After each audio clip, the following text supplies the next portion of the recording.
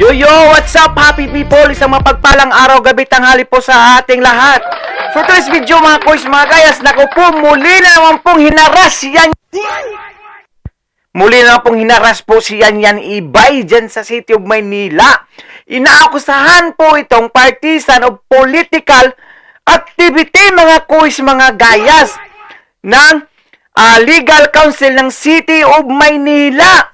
So yan po ang mapapanood natin sa video ito mga koys, mga gayas. Kung bago naman po kayo sa aking YouTube channel, please follow, like, shares, and subscribe. At don't skip the ads mga koys, mga gayas, para tulong po yan sa ating munting channel, ha?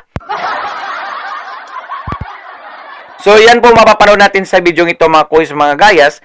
Well, nag-ugat nga po ito dahil, di ba, alam nyo naman na pinahiya ni Vice Mayor Yol Servo itong si Yan Ibay, SK President, tapos rumisback po ito dahil napakatalino po talaga itong batang ito mga koys, mga gayas. So intro po muna tayo. On September 20, 2024, I received an anonymous complaint letter coursed through the hotline 8888, endorsed by our city legal officer, directing the undersigned to respond within 72 hours from Ako'y Yes, go! pumapalakpak, GTV. Bagamat huli sa tinura ng ating SK Federation President sa kanyang malinaw, matapang na pagpapahayag ng kasagutan sa kanyang natanggap na sulat mula sa City Legal. Yung unya pong anonymous sulat na ito, inirereklamo ang ating SK Federation President, ang pinakabatang miyembro ng ating konseho, na siya raw ay nai-involve sa partisan political activities. Pero malinaw din po ngayon sa sagot ng ating SK Federation President, at talagang magaling, talagang matalino, talagang mahusay mag-research ito, yung mga nakikinig at nanonood dito sa atin, na wala pong binabiolate ang ating SK Federation President. Tama ang mga tinura niya, at sana pagkatapos nito ay lubayan na si SK Federation Yan Ibay. Nung pumasok po ako dito sa City Council, lagi ko po sinasabi, gusto ko po mag-doktor. Pero sa nakikita ko po ngayon sa legal office natin ng lungsod ng Maynila, parang masarap din po palang mag-law. Kasi ang dami pong mga batas natin na binabalik ko, nilalagyan ng loophole na hindi naman dapat. The law is the law. Yun lang po ang masasabi ko. Maraming salamat po. With that, bawal po lakpak. Bawal po malakpak. Pero wag ka! Anong nakaupo diyang presiding kanina, Sir, si Sir Yol Servo. Noong pagkatapos ng pagsalita ni Yan Ibay, umalis na po siya. So, ang buong kwento po rito, ang buong detalye po rito, mapapanood po natin sa video ito. Kung sino yung guilty, bakit siya umalis? Ha? This video is credited to City Council of Maynila.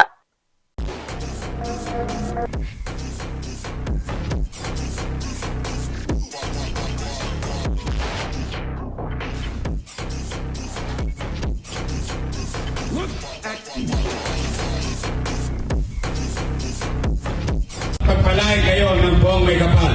Manila! God first! Ikilala ng hapag ang kaganapan siya Yan Ibay. Maraming salamat po, Your Honor.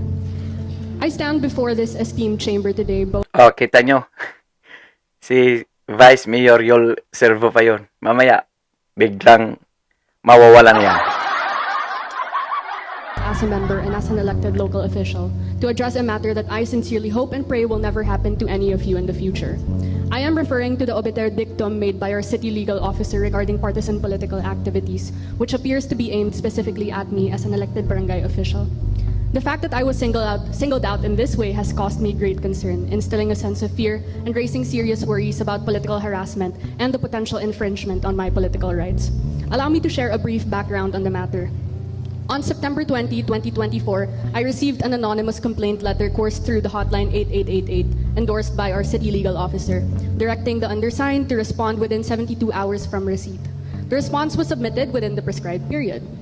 Among the hypothetical responses provided, assuming for the sake of argument, but without admitting anything, was the concern regarding a perceived violation of the political neutrality clause for elected Sangguniang Kabataan or SK officials, allegedly under Republic Act 7160 and or Republic Act 10742, I quote, The allegations regarding the violation of political neutrality of the Sangguniang Kabataan, nowhere in Republic Act 7160 or Republic Act 10742 does it mention any provision about it.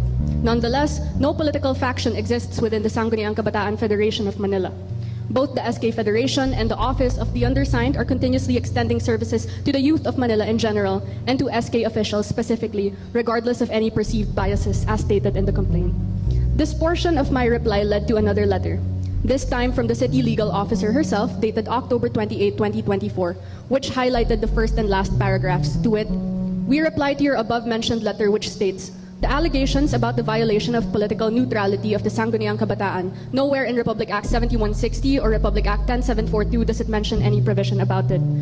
The city legal officer said, it would be wise for you to be aware that this statement may be construed as an implied admission that you are involved in partisan politics. Therefore, we request that you do not place this office in a position where it will be compelled to exercise its mandate in light of the complaints and evidence that have been filed against you.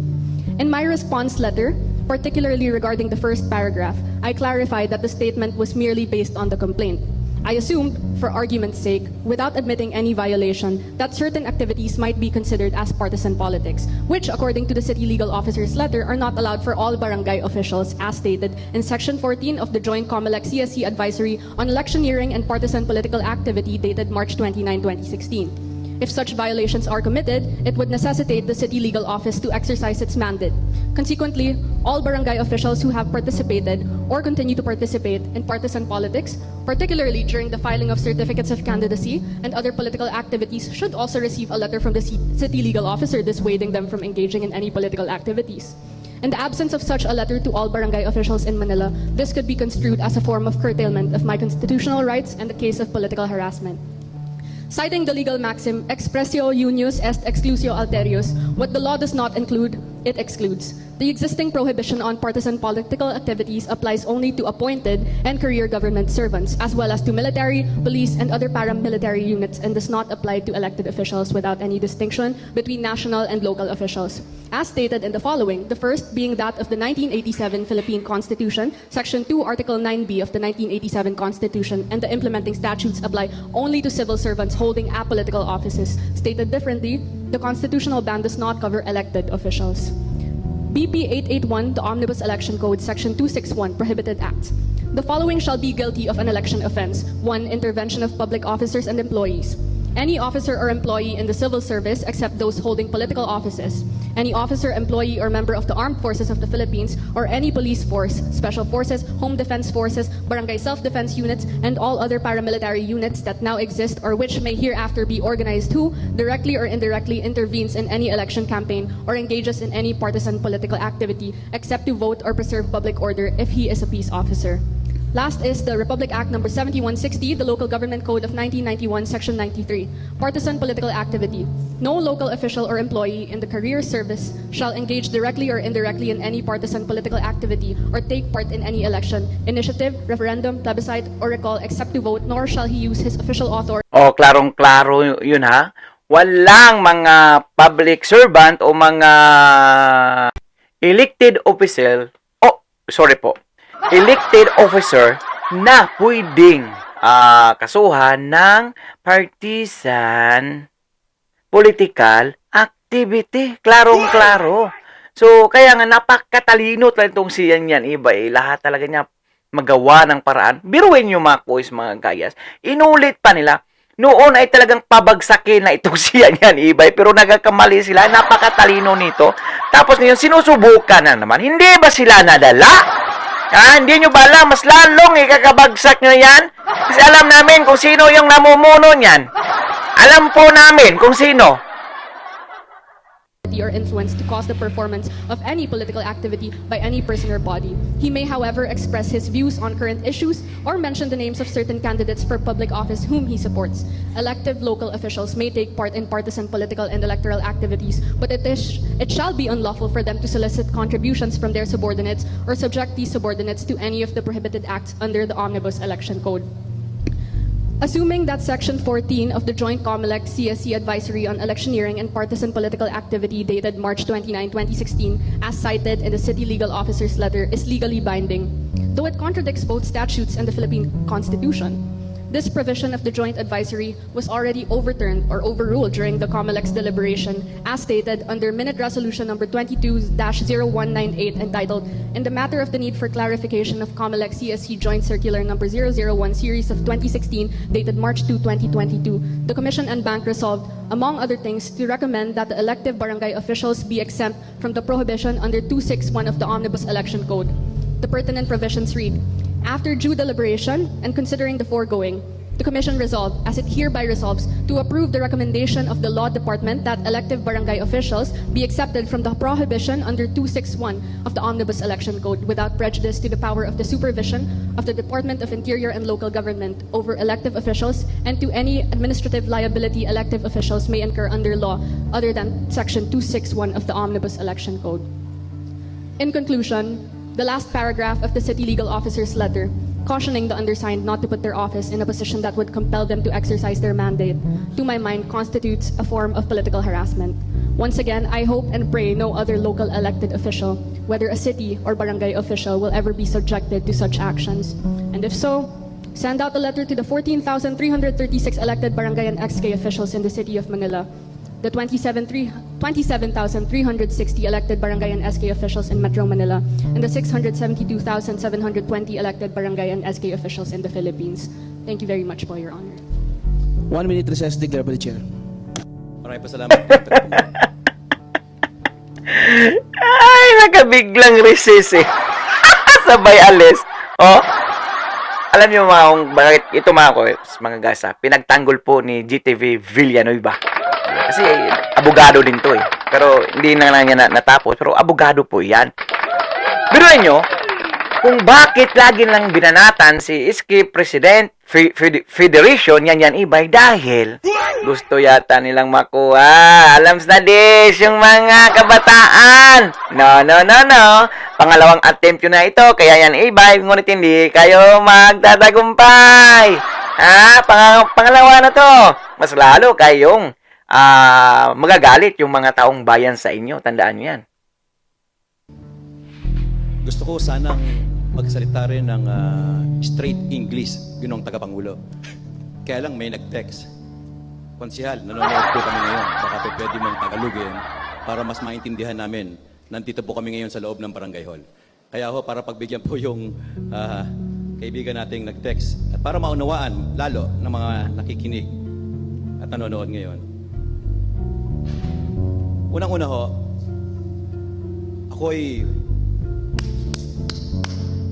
pumapalakpak, bagamat huli sa tinura ng ating SK Federation President sa kanyang malinaw, matapang na pagpapahayag ng kasagutan sa kanyang natanggap na sulat mula sa City Legal.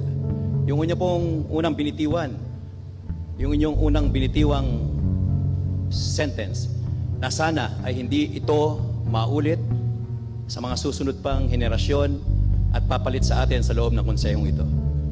Maraming salamat doon.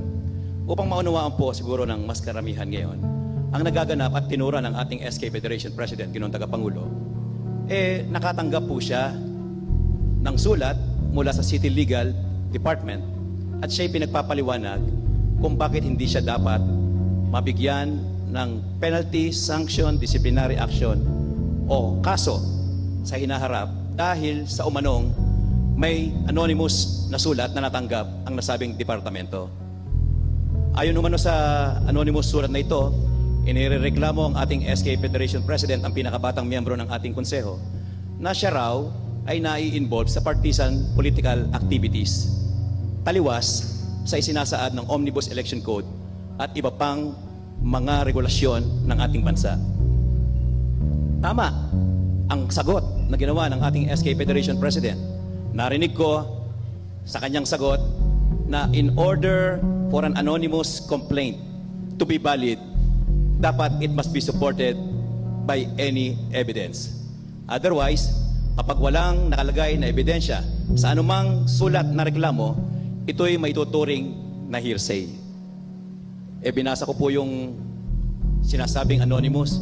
Wala naman pong ebidensyang naka-attach. Kung hindi, parang isang scripted na sulat para akusahan ang ating kasamahan dito.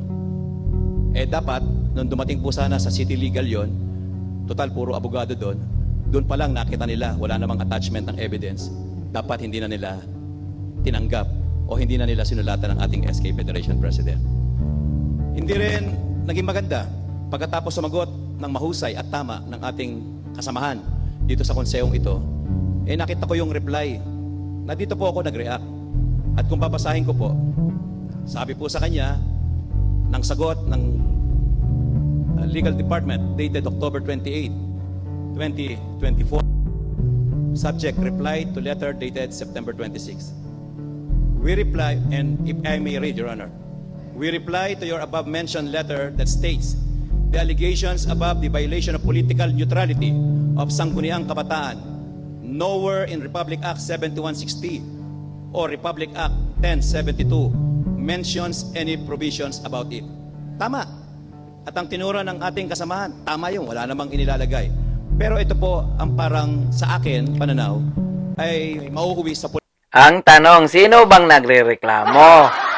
Sino bang nagrereklamo doon sa City Legal Department, ha? Wala naman pong iba siguro, hinihinalaan natin kung sino yung nagrereklamo. Hindi kayong nagpahiya dati, kaya niyan ibay. Tapos nirisbakan. Walang kabog-kabog. political harassment. It would be wise for you, SK, Ibay, to be aware that this statement of yours may be construed as an implied admission that you are involved in political politics. Binanggit lang po ng kasamahan natin, wala namang binabanggit sa Local Government Code at sa Republic Act 10742. Binanggit niya lang na wala. Biruin mo, sabihan siya, it may be construed as an admission, implied admission, na ikaw nga ay involved sa partisan politics. Parang mali. Biruin mo, pinasagot ka, sumagot ka, wala ka namang sinasabi, biglang ang sagot sa'yo, o di inaamin mo na involved ka nga. Sige na. So nagpapalata. Nagpapalata sila. Nagpapalata na dyan lang talaga sa internal dyan ang nag-manipulate. Wag na po tayo doon. Ang sinight na kaso na ipinagbabawal ang mga barangay officials, including all elected officials, to engage in any partisan political activities. Ang sinight na kaso doon ay meron pong date na 2016. Ibig sabihin, itong jurisprudence ito, dapat namang ipaalala kung meron silang sinusulatan. Pero malinaw din po ngayon, sa sagot ng ating SK Federation President, at talagang magaling, talagang matalino, talagang mahusay mag-research ito. Biruin ninyo, noong March 2022, kung ang binabanggit na kaso ay mayroong petsang 2016, at ang binanggit ng ating kasamahan ay may date na March 2022, which is the latest, na isinumite ng Law Department ng COMELEC ang kanilang rekomendasyon ng lahat ng barangay official at any other elected officials na mag-engage sa partisan political activities ay magkakaroon ng akibat na kaparusahan. Sabi ng Law Department, pwede ho ba mga commissioners ng COMELEC i-exempt natin ang mga barangay officials and other elected officials dito sa provision na ito? At malinaw nga na binasa, at uulitin ko po. Sabi ng COMELEC, after due deliberation and considering the foregoing, the Commission resolved, as it hereby resolves, to approve the recommendation of the Law Department that elective barangay officials be exempted from the prohibition under Section 261, Paragraph I of the Omnibus Election Code. Ibig sabihin, niresolba na ng Commission on Election yung batayan na ginagamit ngayon sa ating kasamahan, dito sa kasamahan natin sa konseho, na sinasabi na siya ay merong possibility na nag-violate dito sa provision na ito. Baka nagkukulang ng pagsasaliksik ang nasa loob ng ating city legal at nalalagay sa kahihiyan hindi lamang yung kasamahan natin dito, pati ang tanggapan natin. And I will end this statement of mine, Your Honor. Lubayan na natin Tama. si SK yan. mag-concentrate na tayo sa mga trabaho natin. Tama na yung hagupit na naranasan ito ng mga nagdaang buwan. Naniniwala ang karamihan sa akin dito, marahil yung mga nakikinig at nanonood dito sa atin, na wala pong binabiolate ang ating SK Federation President. Tama ang mga tinuran niya, at sana pagkatapos nito ay lubayan na si SK Federation Yan Ibay, sapagkat ginagawa niya ng tama ang kanyang trabaho bilang SK Federation President at patuloy niya itong gagawin. Huwag na natin siyang idamay sa nangyayaring politika dito sa loob ng lungsod. Maraming salamat. Tingnan nyo dyan. Oh, iba na yung presiding. Ako dito sa City Council, lagi ko po sinasabi, gusto ko po mag-doktor. Pero sa nakikita ko po ngayon sa legal office natin ng lungsod ng Maynila, parang masarap din po pala mag-law. Kasi ang dami pong mga batas natin na binabalik ko, nilalagyan ng loophole na hindi naman dapat. The law is the law. Yun lang po ang masasabi ko. Maraming salamat po, Your Honor. With that, bawal lang po lakpak. With that, Ay, nako. City streets, we began to feel the fire. So, doon natin makikita mga kuis, mga gayas, nga mukhang may napapahiya na naman. Hindi na naman sila nagtagumpay. Ha? Hindi naman sila nagtatagumpay dahil ilang beses na lang ginawa yan, kaya yan ibay. Hindi kasi nga, ayaw nilang malamangan, malampasan. Yung napakatalino ng batang yan ibay na yan, palipakan Oh, anong komento, reaksyon nyo dito mga kuis, mga gayas? At sino yung pakana nito, Ha? Lumagapak na kayo nung una, inulit nyo pa? Oh, lumagapak pa rin kayo ngayon? Ganun po, bait, napakabuti, napakatalino na si Yan Iba. Ako po ay nagbibigay din po ng aking suporta sa aking kaibigan, kasama kong kabataan po na ating official na SK Federation President po na si Councilor Yan Ibay, na nag-agree po ako doon sa expression din po na inilatad po niya ngayong hapon na ito. Dahil para sa akin din naman po, hindi ko rin po maintindihan bakit nasi-single out po ay mga gawain po ni Councilor Yan Ibay. Bagamat na unang-una rin po, siya ay barangay official. Pangalawa rin naman po, siya po ay opisyales ng ating konseho ng Maynila. Bali, konsehal po siya. She is a public servant to the whole city. And at the same time, siya rin po ay Filipino citizen. Hindi po ba nakasama po natin ang ating City Legal Office sa pagtatrabaho rin po dito sa kabuuan ng ating lungsod po, para rin naman po maproteksyonan din po natin ang isa't isa, maproteksyonan po natin ang mga nagtatrabaho po dito sa loob po ng ating City Council, sa loob din po ng ating buong City Hall. Si Councilor Yan Ibay po ay nag-express lang din ng kanyang displeasure din po sa pagsisingle out on a single person dun po sa paggagawa po niya ng mga activities. Pero siya rin naman po ay official dito sa ating lungsod. Pero regardless po of kanyang posisyon din naman, siya rin po ay nakakapagbigay din naman at naipakita naman po ng aking mga dalawang kasama ang legal at jurisprudence rin naman po sa pag-a-allow din naman or yung freedom po natin para makapag-express ng ating mga saloobin para po sa paglilingkod sa taong bayan. Kasama po natin, nasa itaas ko po, nasa kaliwat kanan ko po, mga iba't ibang mga barangay officials po ng ating lungsod. Sila rin naman po ay tanging Pilipino din naman po. Sila rin po ay may mga reservations din po. At sometimes sila po ay may sarili po silang mga pinipili na politika. Pero sometimes po, minsan kahit tayo naman po ay mga politiko din naman po, we must never forget that we are public servants first. Si Councilor Yan Ibay sa kanyang mga recent actions din naman ay ginagawa naman po ito para sa paglilingkod ay bilang acts of social services din naman para sa kanyang mga pinaglilingkuran. And kasama din naman po, tulad po ng aking na-mention, ating mga barangay officials na nandito rin naman din po ngayon, ay may kanya-kanyang mga paraan para po makapaglingkod sa kanilang mga sinasakupan.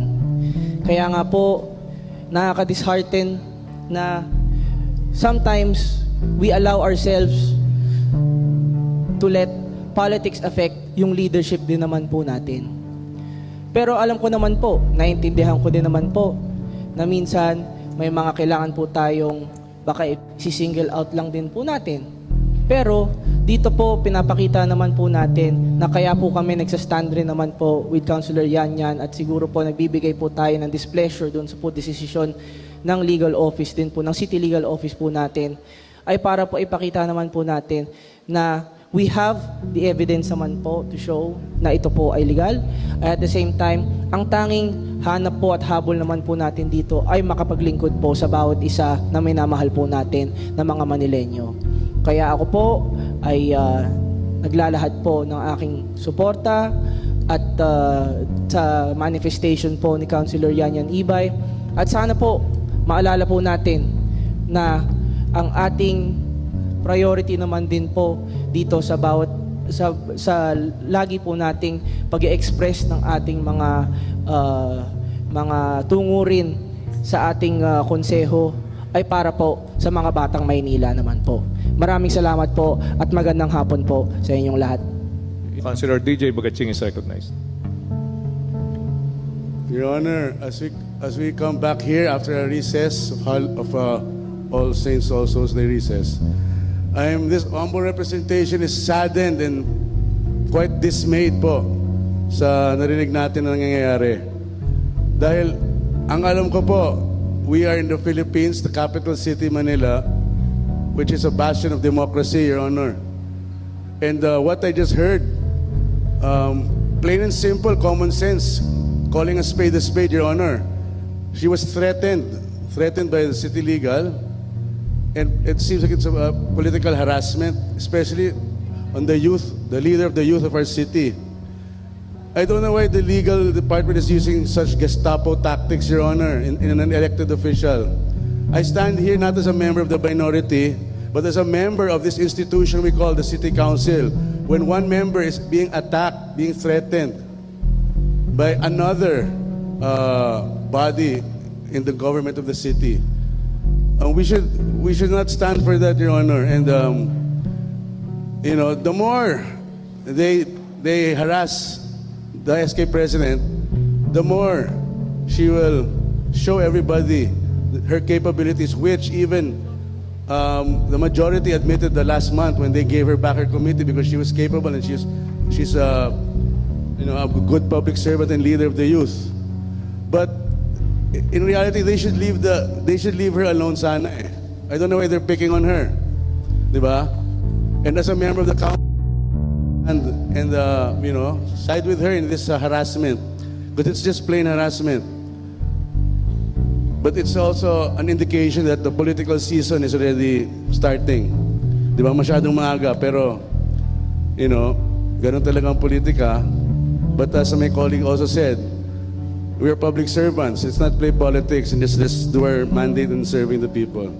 But Your Honor, if our Honorable JTV clapped earlier, I'm also going to clap, standing ovation for the resilience of Honorable Yan Ibay, and we will stand beside her in this unnecessary and undue disrespect upon her, Your Honor. And with that, I yield. Thank you. Councilor Irma Alfonso is recognized. Thank you, Your Honor. Your Honor, gusto ko lang batiin si Konsehal Yan Ibay dahil she really knows where she stands and she knows her job. Dapat lang po siguro na talagang sumagot siya dahil unang-una, sana ang City Legal, dapat yun ang pinupuntahan natin kung meron tayong legal na problema. Dapat siguro hindi nila pinagpapapatulan yung mga bagay na walang basihan. Especially so, yung letter na natanggap niya, walang basihan at hearsay. Sana hindi na nila pinapatulan yon, Your Honor. Nakakalungkot kasi dapat sila yung una nating takbuhan kung meron man tayong problema na legal. Your Honor. That is just what I wanted to say, and I want to congratulate Councilor Ibay for that. Thank you. Councilor Philip Lacuna is recognized. Magandang hapon po, Your Honor.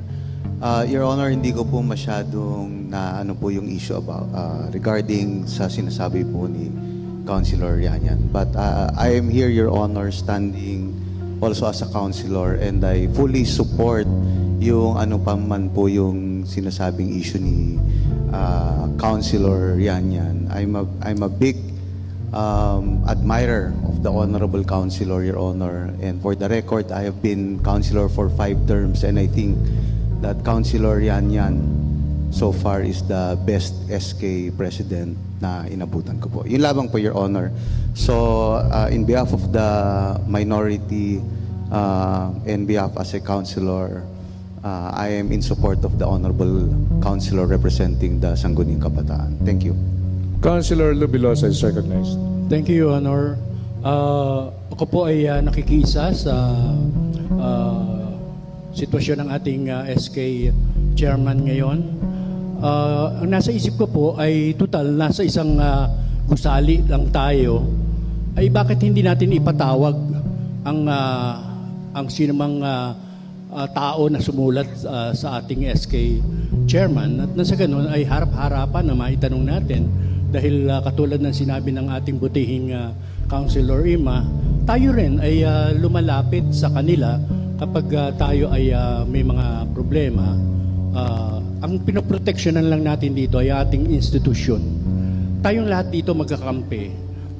Nagkakatalaktakan tayo paminsan-minsan o madalas, pero ang pagkakaibigan at pagsasamahan ay nananatili. Kaya siguro po ay sa protection din ng ating institusyon ay magharap-harapan at magkaroon ng linaw itong bagay na ito. Yun lamang po, Ginoong Tagapangulo. Maraming po salamat, Ginoong Tagapangulo. Gusto ko sanang magsalita rin ng straight English, Ginoong Tagapangulo. Kaya lang may nag-text. Konsihal, nanonood po kami ngayon. Baka pwede mong Tagalogin para mas maintindihan namin. Nandito po kami ngayon sa loob ng barangay hall. Kaya ho, para pagbigyan po yung kaibigan nating nag-text at para maunawaan lalo ng mga nakikinig at nanonood ngayon. Unang-una ho, ako'y pumapalakpak, bagamat huli sa tinura ng ating SK Federation President sa kanyang malinaw, matapang na pagpapahayag ng kasagutan sa kanyang natanggap na sulat mula sa City Legal. Yung unang binitiwan, yung inyong unang binitiwang sentence na sana ay hindi ito maulit sa mga susunod pang henerasyon at papalit sa atin sa loob ng konsehong ito. Maraming salamat doon. Upang maunawaan po siguro ng mas karamihan ngayon, ang nagaganap at tinura ng ating SK Federation President, Ginoong Tagapangulo, nakatanggap po siya ng sulat mula sa City Legal Department at siya'y pinagpapaliwanag kung bakit hindi siya dapat mabigyan ng penalty, sanction, disciplinary action o kaso sa hinaharap dahil sa umanong may anonymous na sulat na natanggap ang nasabing departamento. Ayon umano sa anonymous sulat na ito, inirereklamo ang ating SK Federation President, ang pinakabatang miyembro ng ating konseho, na siya raw ay nai-involve sa partisan political activities, taliwas sa isinasaad ng Omnibus Election Code at iba pang mga regulasyon ng ating bansa. Tama ang sagot na ginawa ng ating SK Federation President. Narinig ko sa kanyang sagot na in order for an anonymous complaint to be valid, dapat it must be supported by any evidence. Otherwise, kapag walang nakalagay na ebidensya sa anumang sulat na reklamo, ito'y may tuturing na hearsay. Binasa ko po yung sinasabing anonymous. Wala naman pong ebidensyang naka-attach. Kung hindi, parang isang scripted na sulat para akusahan ang ating kasamahan dito. Dapat, nung dumating po sana sa City Legal yon, total puro abogado doon pa lang nakita nila wala namang attachment ng evidence. Dapat hindi na nila tinanggap o hindi na nila sinulatan ng ating SK Federation President. Hindi rin naging maganda pagkatapos sumagot ng mahusay at tama ng ating kasamahan dito sa konsehong ito, nakita ko yung reply na dito po ako nag-react. At kung babasahin ko po, sabi po sa kanya ng sagot ng Legal Department dated October 28, 2024, subject, reply to letter dated September 26. We reply, and if I may read, Your Honor, we reply to your above-mentioned letter that states the allegations above the violation of political neutrality of Sangguniang Kabataan nowhere in Republic Act 7160 or Republic Act 1072 mentions any provisions about it. Tama. At ang tinura ng ating kasamahan, tama yun, wala namang inilalagay. Pero ito po ang parang sa akin, pananaw, ay mauuwi sa political harassment. It would be wise for you, SK Ibay, to be aware that this statement of yours may be construed as an implied admission that you are involved in political politics. Binanggit lang po ng kasamahan natin, wala namang binabanggit sa Local Government Code at sa Republic Act 10742. Binanggit niya lang na wala. Biruin mo, sabihan siyang it may be construed as an admission, implied admission, na ikaw nga ay involved sa partisan politics. Parang mali. Biruin mo, pinasagot ka, sumagot ka, wala ka namang sinasabi, biglang ang sagot sa'yo, o di inaamin mo na involved ka nga. Sige na, wag na po tayo doon. Ang sinight na kaso na ipinagbabawal ang mga barangay officials, including all elected officials, to engage in any partisan political activities. Ang sinight na kaso doon ay meron pong date na 2016. Ibig sabihin, itong jurisprudence ito, dapat namang ipaalala kung meron silang sinusulatan. Pero malinaw din po ngayon sa sagot ng ating SK Federation President, at talagang magaling, talagang matalino, talagang mahusay mag-research ito. Biruin ninyo, noong March 2022, kung ang binabanggit na kaso ay mayroong petsang 2016, at ang binanggit ng ating kasamahan ay may date na March 2022, which is the latest, na isinumite ng Law Department ng COMELEC ang kanilang rekomendasyon ng lahat ng barangay official at any other elected officials na mag-engage sa partisan political activities ay magkakaroon ng kaakibat na kaparusahan. Sabi ng Law Department, pwede ho ba mga commissioners ng COMELEC i-exempt natin ang mga barangay officials and other elected officials dito sa provision na ito? At malinaw nga na binasa, at uulitin ko po. Sabi ng COMELEC, after due deliberation and considering the foregoing, the Commission resolved, as it hereby resolves, to approve the recommendation of the Law Department that elective barangay officials be exempted from the prohibition under Section 261, Paragraph I of the Omnibus Election Code. Ibig sabihin, niresolba na ng Commission on Election yung batayan na ginagamit ngayon sa ating kasamahan, dito sa kasamahan natin sa konseho, na sinasabi na siya ay merong possibility na nag-violate dito sa provision na ito. Baka nagkukulang ng pagsasaliksik ang nasa loob ng ating city legal at nalalagay sa kahihiyan hindi lamang yung kasama natin dito, pati ang tanggapan natin. And I will end this statement of mine, Your Honor. Lubayan na natin si SK Yanyan. Mag-concentrate na tayo sa mga trabaho natin. Tama na yung hagupit na naranasan ito ng mga nagdaang buwan. Naniniwala ang karamihan sa atin dito, marahil yung mga nakikinig at nanonood dito sa atin, na wala pong binabiolate ang ating SK Federation President. Tama ang mga tinura niya at sana pagkatapos nito ay lubayan na si SK Federation Yanyan Ibay sapagkat ginagawa niya ng tama ang kanyang trabaho bilang SK Federation President at patuloy niya itong gagawin. Huwag na natin siyang idamay sa nangyayaring tika dito sa loob ng lungsod. Maraming po salamat. With that, any last words from Councilor Yanyan Ibay? Maraming salamat po, Your Honor.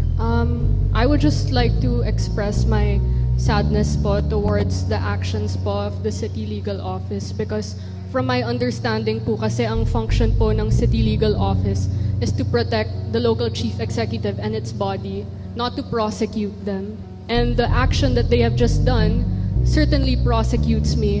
Kahit na yung binigay po nilang mga batas, the laws they've cited, the jurisprudence they've cited, lahat po yun overturned na. Sana po, bago po sila maglabas ng mga ganitong letter po sa kanya-kanya mga opisyales dito sa lungsod ng Maynila ay inaaral po nila yung mga batas. Alam niyo po, Your Honor, nung pumasok po ako dito sa City Council, lagi ko po sinasabi, gusto ko po mag-doktor. Pero sa nakikita ko po ngayon sa legal office natin ng lungsod ng Maynila, parang masarap din po pala mag-law.